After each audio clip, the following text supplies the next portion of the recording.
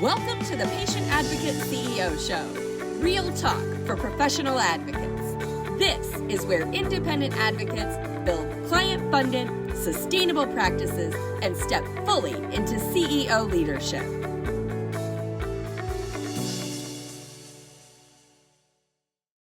Let's jump in here to subcontracting. Before we get into it, I gave you the 3 things, but before we jump in, I want to get a feel for, does anybody have any additional things that you wanted us to talk about in regards to subcontracting?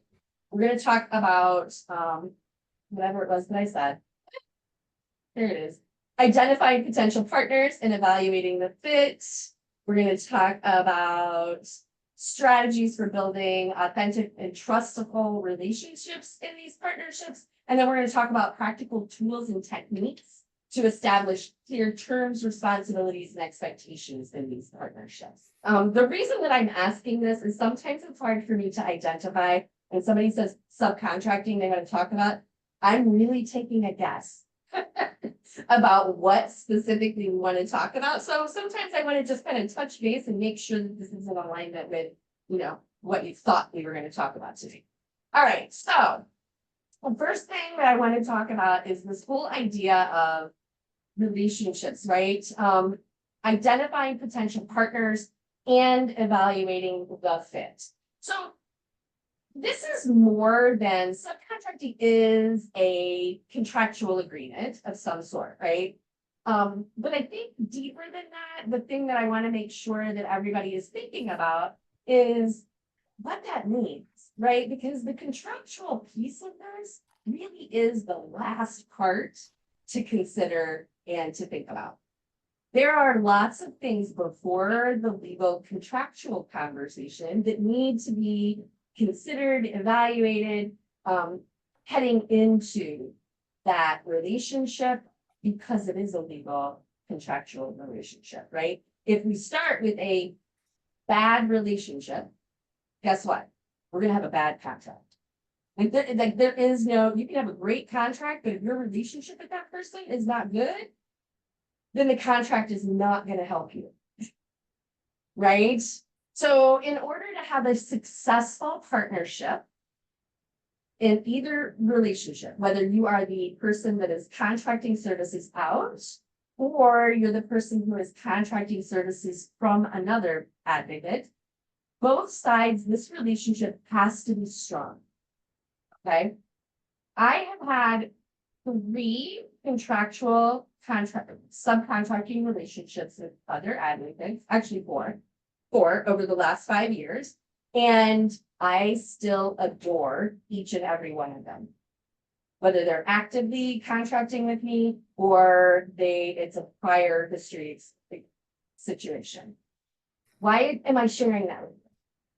I am sharing that with you because the relationship is what matters, okay? If you want to be successful, then the relationship matters. And that won't surprise you. I'm turning this down to the top. That won't surprise you from me, right? Because everything about everything I do is about relationships. So let's talk about how do we identify people that are a potential partner, legal partner, to contract partner. Like, how do we do that? What do we look for? What does that entail? So the things that I think are really important about choosing people is, do you click? Do you like each other? Is there a mutual trust and respect? I would not encourage anyone to reach out to somebody about contracting and developing a contractual relationship if you haven't had one-on-one conversations with them over multiple engagements, right? I am not going to have our first conversation and say, oh, let's contract with each other. That's not going to happen, right? I mean, it might happen after we have lots of conversations, but it's not going to happen right out of the gate. Don't do that. That's dangerous, right? Because we don't know them yet. Either way, right? whether you're new and you want to contract from somebody else, or you're looking for somebody to help you with your advocacy. So there's a couple things here that I want to say. One, if you're established, okay, if you've been established practice and you know that you are getting close to your limit of being able to manage clients and you are going to need somebody to help you, do not wait until you need the help to start exploring these options. Okay? By the time you actually need help, you should have a list of people that you think would work well with you. Okay? What does that look like? Well, what that looks like is having an idea as you're developing relationships with people. What's important to you? Okay? Is timeliness important? Is promptness important? Is accuracy important? What are the things? What are the characteristics? What are the things that you need in a working relationship in order for you to feel comfortable? Have that in your mind at all times, right? No, what does that look like? What does that feel like?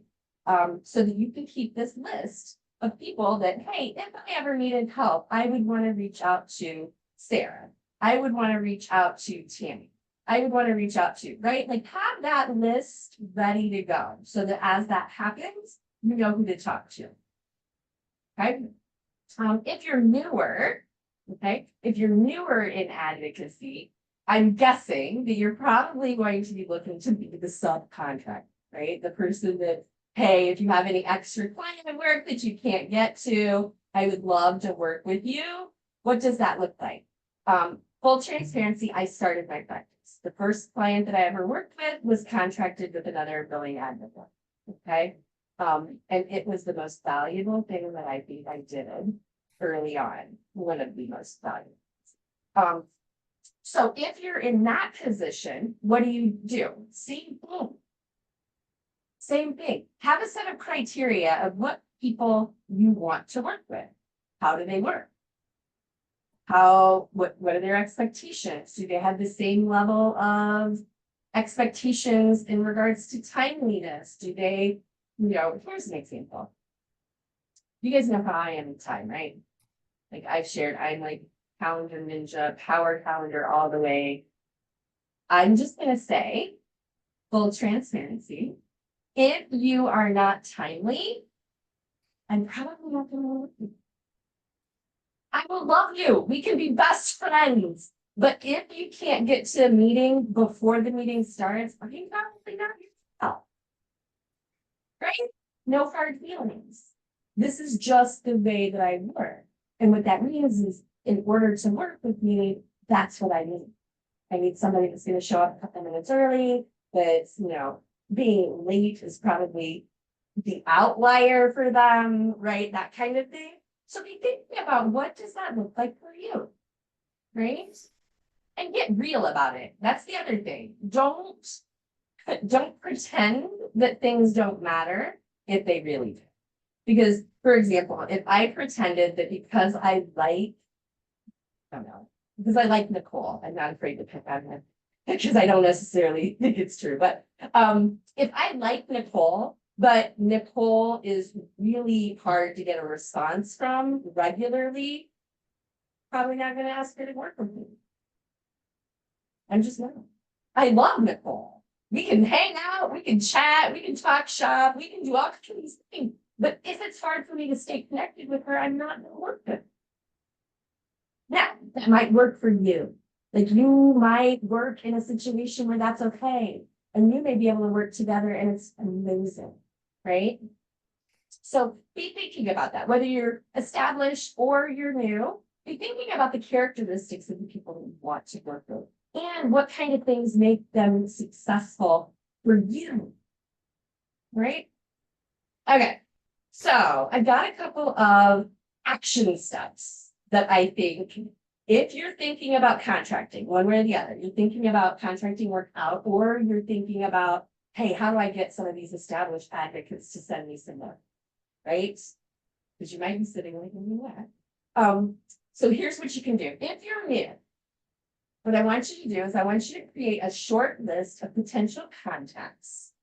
Okay, these can be new friends in advocacy, they can be referral coordinators, they can be prior coworkers, they could be anybody in your network that you want to reconnect with or connect with new. Okay, so focus on building that rapport and that relationship. Just a few, pick 3 to 5 people and get committed on building a genuine and consistent relationship with them with consistent check-ins. Okay. And start thinking when you meet with these people, are these people that I want to work with? So start with a very short list and see if you can come up with it. If you're an established advocate and you are considering contracting work out, and I will tell you this from somebody in this position, this becomes a little bit higher stakes, right? For those of you that are established, you know what I'm talking about. Because if I'm going to contract my work to someone, it's more than can they do the work, right? It's how much access do I want to give them to my clients? Can they be a client-facing subcontractor? Like, how much oversight is it going to take to manage that relationship in that contract? So here's what I want you to do. This is your actionable step that you can take today to work towards successfully generating these relationships. I want you to go through your list of relationships. I'm going to call it a relationship audit. Okay. And what I want you to do is I want you to go through all of your existing partnerships to identify which can be expanded or optimized. So go through all of your current partnerships or contacts or relationships that you are currently managing and identify which of these you want to explore for contracting opportunities. Okay? Because this is how you're going to zoom in on the people that will be successful contractors. Well, either way, right? All right. So those are 2 actions that you can take. If you're new, I want you to create a short list of people to start connecting with and building relationships with to explore the opportunity of getting work from them. And if you're established, I want you to do a relationship audit and start identifying the partnerships and the people in your world currently that you can potentially explore for partnership contracting opportunities. All right? Awesome. Now, having said that, I expect that some of you newer advocates should be reaching out to me to make sure that we have a good relationship, right?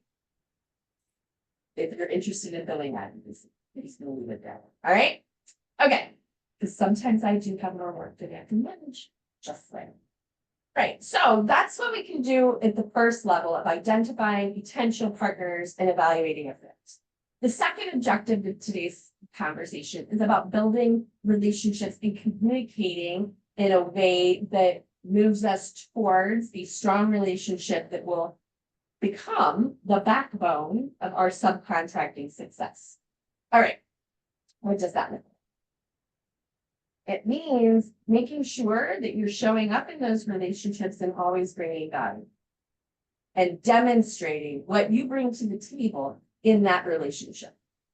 For example, if you're new, you need to be having conversations around your experience, why you think you're going to be valuable to this other person. What do you bring to the relationship that's going to entice them, right? So, for example, I'm always looking for other advocates who have skills that I do not have in the billing world, or love to do things in the billing world that I hate to do. All right. So I love it when a newer advocate or an established advocate that enters my world comes to the table with a skill set that they adore and love and I hate. Oh, so there's an example. So when Shelby showed up in the circle and clearly identified herself as a dental advocate, whoop, whoop. Like, I don't know about you guys, but I don't care if I never do another dental advocacy case again. They are, I cannot stand them. So Shelby has become my go-to for them. So if I have a client that's on my roster that I do not want to hand over to another advocate, I will consider contracting with Shelby to do that work for my clients. Okay. Again, as long as that first step has already been made, right? So be looking for, what do you bring that, and these things, again, I want to make sure that we understand, these are conversations, right? These are not interrogations. Like we're not looking to have conversations that are, okay, well, this is what I do. What do you do? Like, this stuff will happen organically as you do this relationship audit, right? Or as you're exploring this new list of people that you're considering as potential partners in contact. Okay, this makes sense to everybody. Give me a thumbs up that we're like in the right place and things are making sense. And okay, good. Because like I said, this is the stuff before the contracts. Because if this stuff isn't good and strong, the contracts don't work. It'll be ridiculous. Okay, so what are some action items that we can take to build these relationships and making sure that we're communicating our value? So if you're new, this is going to be the same thing that we do when we're new all the time, is we're going to craft some sort of short sentence that will emphasize our niche, our specialty, or our strengths. So typically the sentence is structured as I help blank overcome blank with blank, right? That sentence. I help busy committed professionals take control of medical bills without the frustration of billing departments. That's my intro. Okay. So make sure if you're new, work on that. Okay. All right. We have a whole other call that's specific to that. So you can go review that if you need to, but work on that elevator pitch or whatever, that value add proposition or whatever that is you're going to call it. As you're doing that, the thing that I want you to do with that short list that you just developed in the first phase of this call is I want you to commit to at least one coffee chat or a virtual meeting per week to build your network. Just one. Okay, just one. Made a list of 3 to 5. I want you to look at that list of 3 to 5, and over the course of the next 5 weeks, meet with each one of them to explore. Do we have what it takes to work together if the opportunity arose? That's the only thing that's for, is to explore the opportunity. Okay. If you're established and you are doing the relationship audits, then what I want you to do is I want you to share your past successes and find ways to refer business back to your partners that have previously referred to you. You should be able to look in your, whatever it is, your CRM, your case management software, your client software, whatever it is. You should be able to look back and find people that have referred to you over the course of the last year or the last 6 months, whatever you want. I want you to go back to those people and provide them a status update on what happened to their referral team. Okay. Why? Lots of reasons, but in this situation, we've already identified that these particular people, right, have the potential to be a contract relationship, a partnership with you, right? If you want to continue to explore that opportunity, you've got to get back with them. Like, you have to show up with some value. You have to remind them that you're there. You have to do this. So your job is to go, hey, you know what? I realized that we hadn't talked about Joe Schmo when you referred him to me, and I just to sit down and have a chat with you, let you know how that went. Okay. Now, this does not mean that it had to have a good outcome. I want to say that too. It doesn't matter what the outcome is, okay? So don't get hung up that Joe Schmo never signed on with me, and so I can't go back and say anything. No, Don't get hung up on Joe Schmo. I talked to him, but he never signed on. I talked to him and then he died. I don't know. It doesn't matter what the outcome is. Okay, don't get hung up on the outcome, because that's not what this is about. This is about developing and pushing that relationship forward towards a partnership. And if you can't come back to them and show them that you, even if you died, even if he never signed with you, even if he, it doesn't matter. If you come back to them and show them and tell them what you did and what the outcome was, you're bringing value to them. Okay. So if you're new, you're gonna commit to one coffee meeting or one virtual meeting a week for the next 5 weeks to explore opportunities to develop further in a relationship towards partnership. If you're established, you're going to use that relationship audit that you just did, identifying those people, and then you're going to go back to them and provide them with some sort of case study. If they didn't refer to you, because maybe you identified somebody that didn't refer to you, I want you to go back to them with a case study or some sort of update that was interesting that you know other advocates will find interesting. Okay? So if you're an established advocate and you just did the relationship audit, that means you went through your relationships and you identified the relationships that you want to push forward towards a partnership and continue to explore that. That list, I want you to go back to everybody on that list that you pull out of that audit and bring them some value. Like share a win with them, share a success story with them. If they refer to you, then try to make it somebody that they referred to you, right? So that you're circling back. If they didn't, then just bring them some sort of success in advocacy that you've had. You know, like, oh my gosh, I haven't talked to you in so long. I'm super excited. I wanted to tell you about this crazy case I had. Right? The point is to get back in connection with them to continue to explore partnership with them. Right? Is that helpful? Okay. Okay, so those are 2 things. The third one, okay, and here's where we're going to jump into. Now, we've identified people we want to be in relationship. We've moved them into this place of, okay, I think I can work with them. I think this is a good, strong relationship. Now we want to explore the opportunity to actually enter into a subcontracting agreement.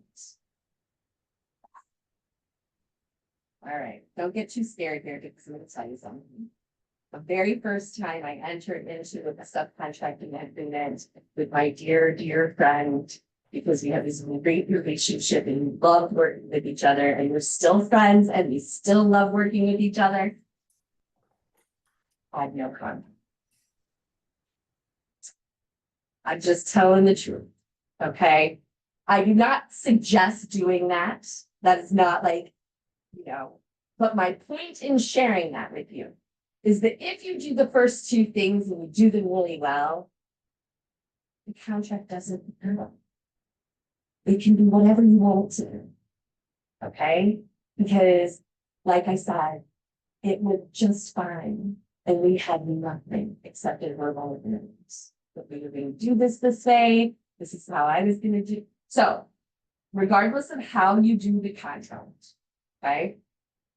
Regardless of how you do it, there are things that must be negotiated, established, and determined. Okay? So I'm not going to get into what does your contract look like, or everybody should have an attorney. If you need one, go pull one, a contracting agreement. You can get them everywhere. You pay money and get one from legal Zoom and all kinds of stuff, and then have your attorney red lines. Okay? What I want to talk about is things that are non-negotiable, the things that you must talk about and you must have clarified and you must have agreement on in order for any contract to be successful. Okay? All right. What are those things? Those things are clear agreements. Okay? Clear communication.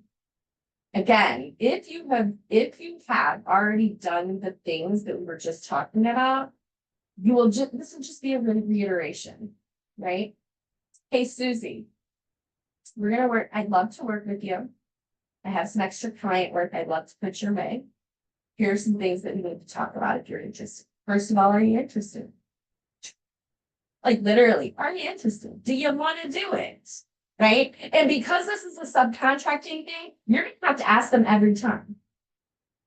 Okay? You can't assume that because you brought a new client on, you're just gonna give it to Susie. It doesn't work that way. If you have a new client coming on and you need to give it to Susie, you better be checking with her first. Because she may or may not have the bandwidth to take a case. Right? So the first thing is ask the question, do you want to do this? Every single time, do you want to do this?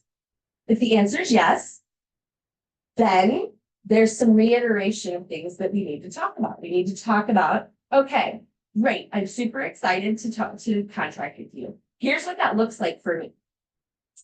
I have a team meeting once a week on Mondays at 2:00 Eastern time. Are you able to attend that? Okay, that's the only requirement that I have for my contractors is a team meeting once a week. Okay, because they're contractors. Okay, but that means that they're not employees. So that's pretty much the only thing that I can require from them is that they attend these meetings. Okay. So again, state specific, so be careful, make sure you're talking to your attorney about what that means, right? The other thing is deadlines. We can do deadlines, but if you can attend this weekly meeting, then we can move to the next conversation. The next conversation is I tell my clients that their response rate will happen within 24 hours. Is that a commitment that you're able to make? So clear expectations. So if you are the person who is contracting work out, you know what you expect. Talk about it. Don't make it a secret, okay? This is leadership 101. Okay? If you don't like the way somebody's done something, 90% of the time it's because you didn't explain to them how you wanted it done.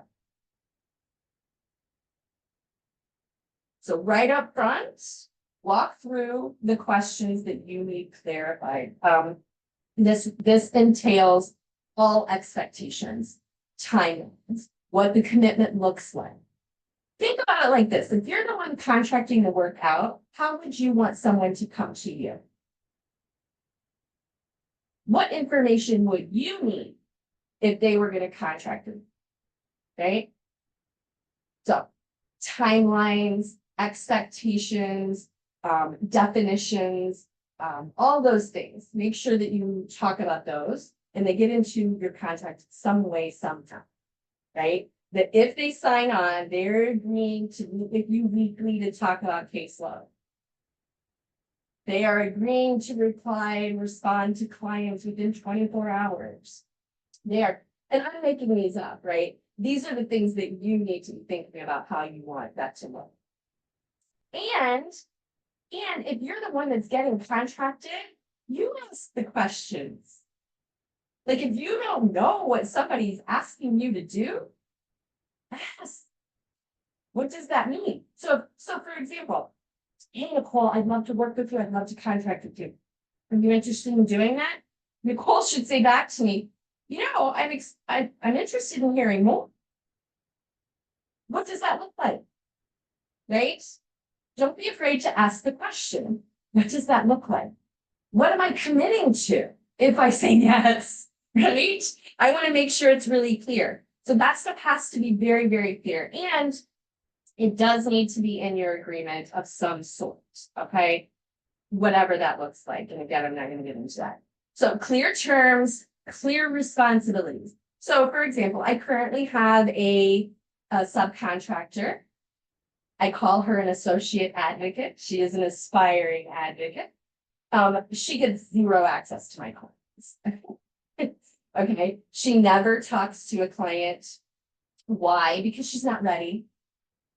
It's just that simple. She's just not ready, right? And so her responsibilities are all on the back end. Now, she's been working with me for like 6 months. And so just this year, starting now in January, she and I had a conversation and I asked her if she'd be interested in learning how to onboard clients. So starting this month in January, she's going to join me in my new client onboarding calls. She's not going to do anything right away, right? She's just going to come and I'm going to introduce her to my new clients and say, this is my associate advocate. You might be hearing from her sometimes, right? Getting my client, like, she exists and she's over here. But the goal for this is over the next 6 months, I want her to get to the point where she can run these calls.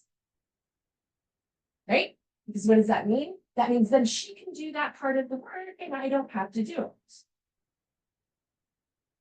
Okay, but it's very specific, right? So now we've added to her scope, attend new client onboarding calls.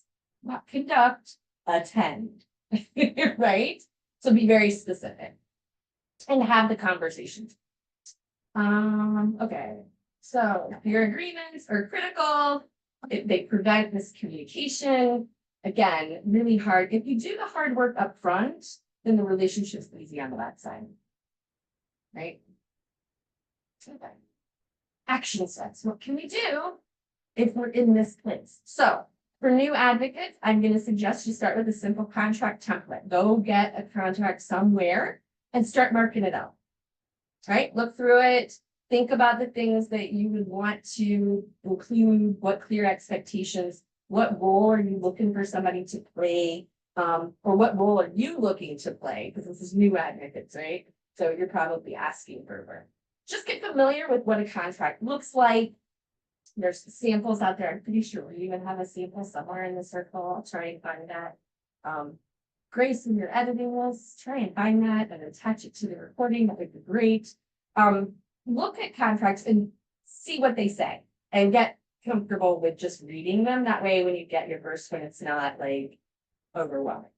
If you're established and you have a subcontracting agreement in place, then you might look at streamlining those procedures. Like you could set up an e-signature, you could set up a template so that if you have a standard, like I have one and it's in my Adobe as a template so that when I have a contractor come on, I can literally just send the link, they put their name in, they read it, they e-sign it, we're done. All right. So look at streamlining your process in regards to bringing on a contract. All right, those are the 3 things that I wanted to chat about. If today's episode helped you think differently about your work, don't stop here. Independent advocacy doesn't grow through more information. It grows through clarity and execution. So your next step is simple. Join us inside the weekly Advocacy Power Hour for free practical training every single week.